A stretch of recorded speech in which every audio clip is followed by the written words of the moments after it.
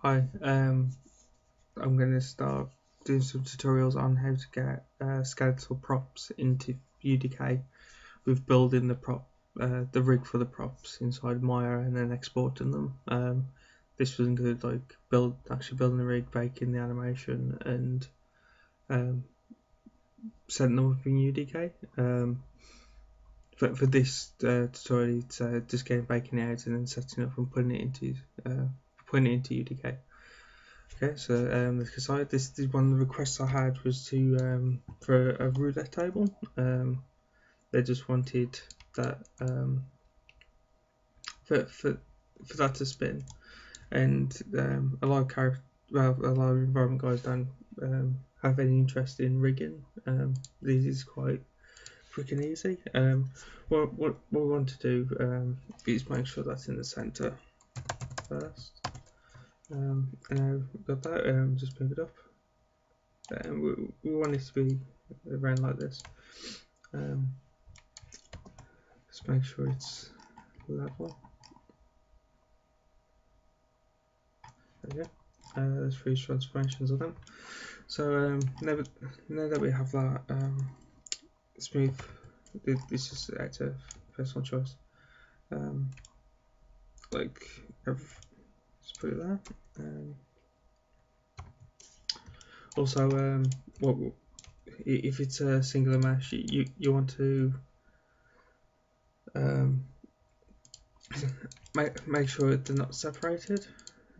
Make sure you select everything and combine it all together, and then freeze transformations and delete history. Also, like to make sure that it's got a name. It's just easier because when you're going through the outliner, you can spot it straight away. If you've got a scene full of stuff, it's just a lot easier. Okay, right. Now that we've got the mesh, make sure as well. But you can have it that if it's just like a block out and you have a new feed it, you can still you can delete once you've skinned it, you can delete it, but without removing the actual skinning. You can reapply it and not actually lose like the work, so you don't have to do it again. Which I might come into, because if you haven't set the UVs or have your textures and have it ready for UDK, it can be a bit of a pain to like go back and then reskin it. Okay. Okay. Now what we want to do is go animation, skeleton and joint tool. Want to go for the side view. Let's see if it's the right way around. Okay, one thing you can do is put it there. Just move that to the center. This is really cool tool, like just getting 5 positions. You can also change the size so you can see it. If you click here and use middle mouse drag, you can actually see that the bone moves and changes size. What I'll do for that is just call it root. So I got that one, and we put one up here, and then let's go to a top view. And because this is a circular object, well, it's not circular, it's like rotating. You want to get in the center, or as soon as this starts playing, it's going to it's going to look off. So just try and make sure it's in the center of that. Okay, we'll call that root. We'll call it the rotate because it's up there. Okay, what I did there was just middle mouse drag and put it inside of there. Put the rotate onto the root. Also, you can press this and you can actually see the rig itself. This is it's just going to be a quick way of doing it. I'm not going to go into like the joint alignment and all that. Probably do another tutorial about that kind of stuff. Okay. What we can do as well is if we go create NURBS and a circle, and then just make that so you can actually see it, and then so we got that. And this will just be the controller, so it's a little bit easy for you. So through control. Okay. Now what we want to do is put that mesh in a layer, just so it's out of the way for a sec. Click with that and select the bone, and then we can orient constraint that, so when we rotate, the bone will rotate. Oh, actually I made a mistake there. What not to do, let's go back. Make sure you freeze transformations and delete history on it, and then go back and do that. Okay.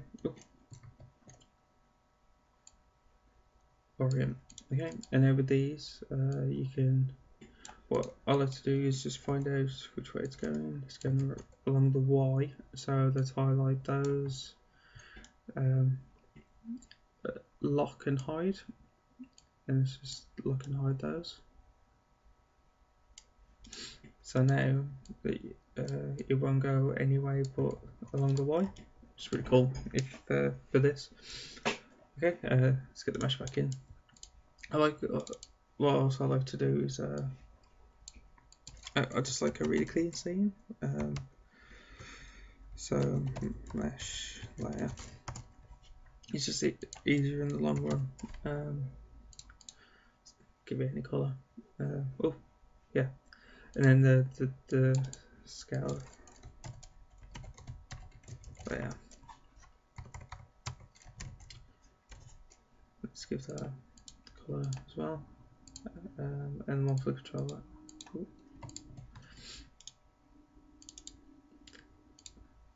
Color.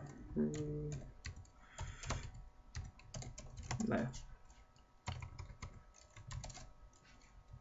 Okay. Let's lock those.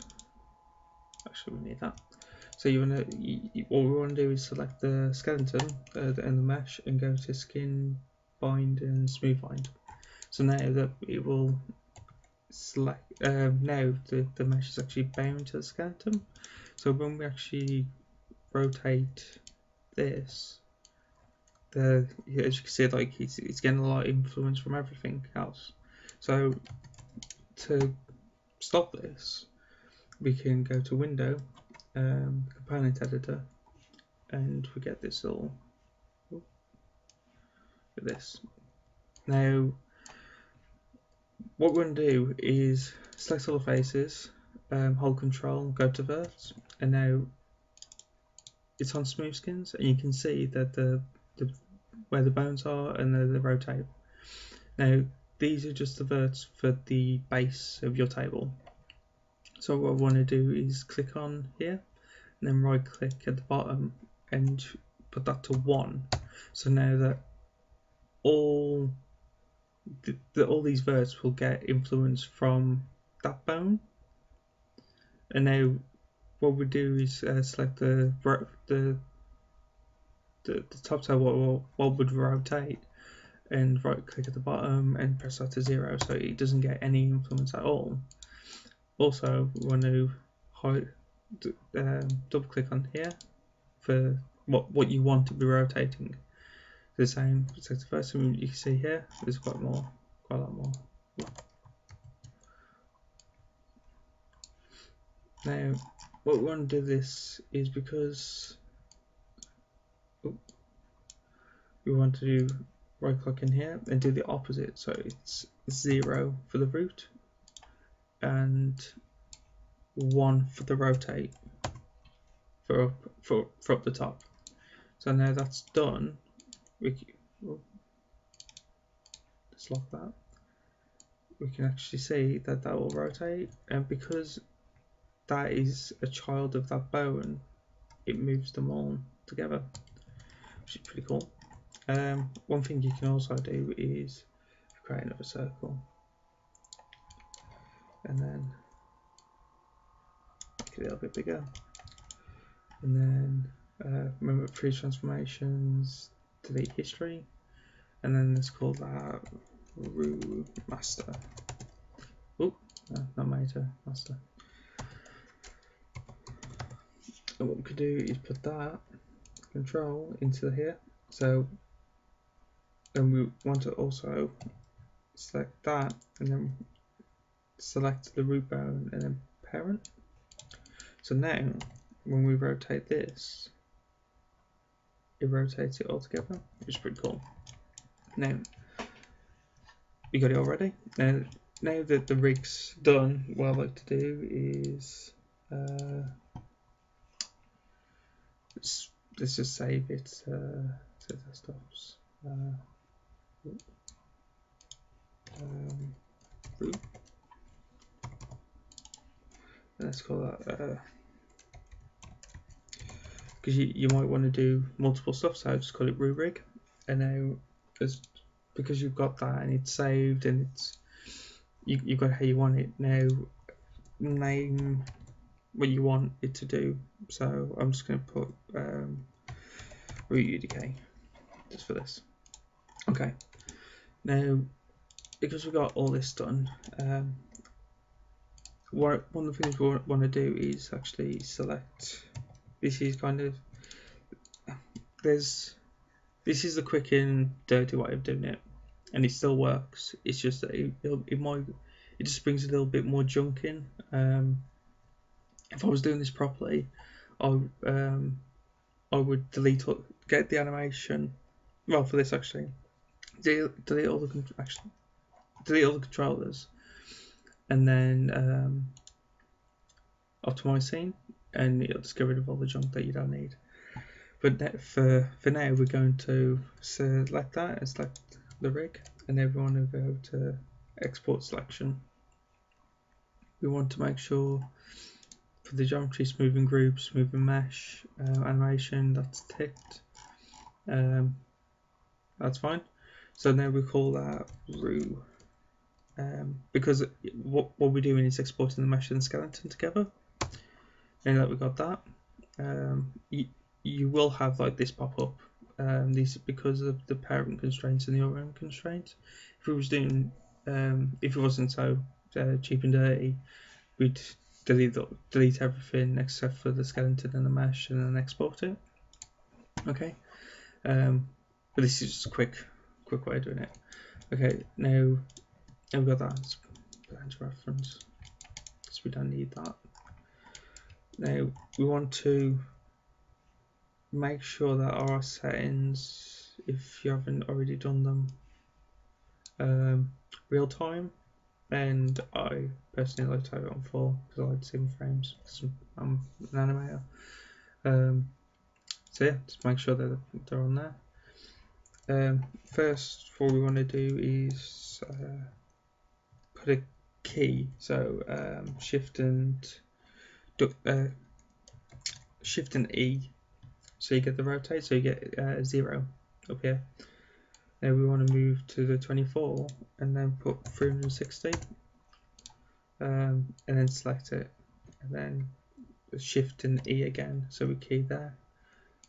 So as we see that it's rotating, but you can see that it's slowing down just before it comes to the next key.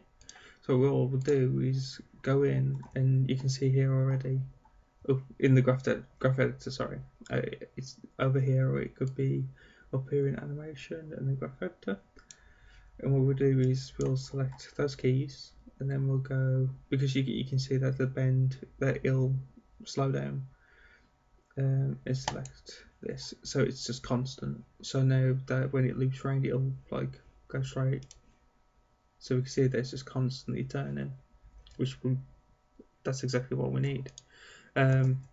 You may want to just get your timing right of how long you want it to be rotating or how quick. This is personal choice. Now that we've got the animation, save it. What we want to do now is select the skeletal mesh, because that's what we need. In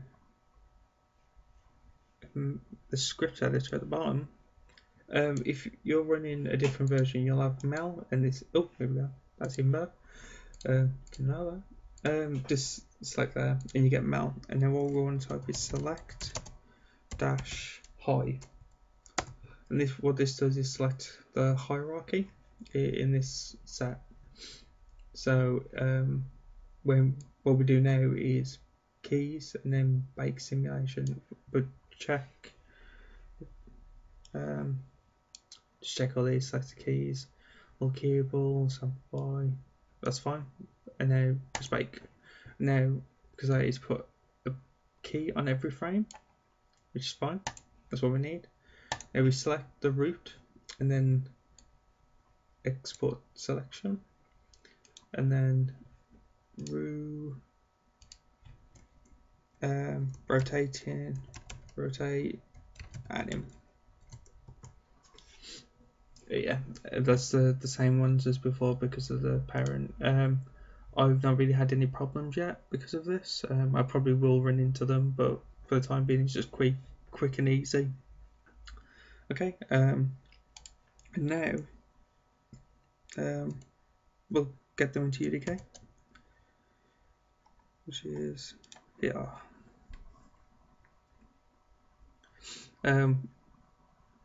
One thing I like to do is also is to get all the animations done in Maya first, just different types. You might have a table that stops. It's just I'd make sure that you got all the animations ready, then you can put them in your scene, and you might find that the timing may be a bit different. Okay, just wait for UDK just to open in sweet time. Okay, easy. Okay, here we go. Okay, now we've opened up UDK, and we have our content browser. Let's close those up. Okay, we'll just make a new package. Let's call it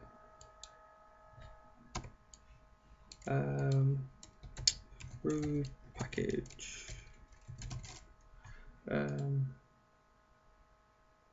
We'll just press OK because this. Okay, we always get this because it needs to fill the scene. Now what we want to do is go to wherever it is, that, and then we're importing the mesh and the skeleton first, so it's just the root, and then come over here, and then we want to check everything. You don't want to import any animations from it or any morph targets. That's just blend shapes. So press OK. We can get rid of this now.